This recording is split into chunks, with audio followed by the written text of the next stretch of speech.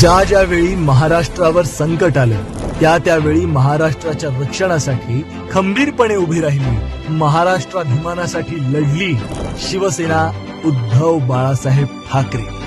शिवसेनेने तिच्या करारी ठाकरी बाण्याने मराठी माणसाला स्वत्वाची जाणीव करून दिली, एक स्वाभिमानाचा अंगार पेरला आणि म्हणूनच आजही प्रत्येकाच्या नसानसात वाहते आहे शिवसेना।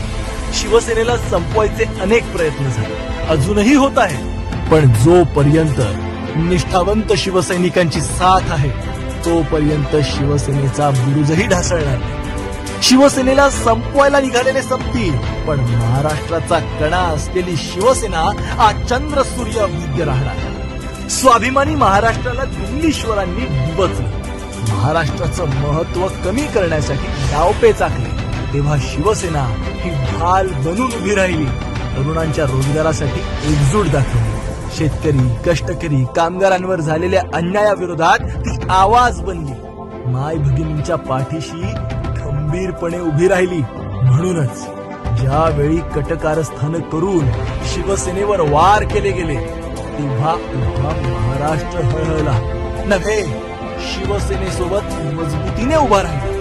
छत्रपतींच्या भगव्याचा स्वाभिमान म्हणजे शिवसेना।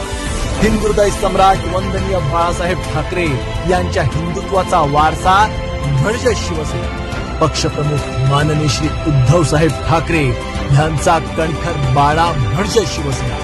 युवा सेना प्रमुख आदित्य उद्धव ठाकरे यांचा महाराष्ट्र हिताचा वसा म्हणजे शिवसेना। मुंबईचा, महाराष्ट्राचा आणि मराठी माणसाचा स्वाभिमान जपायचा असेल तर शिवसेना हवीच।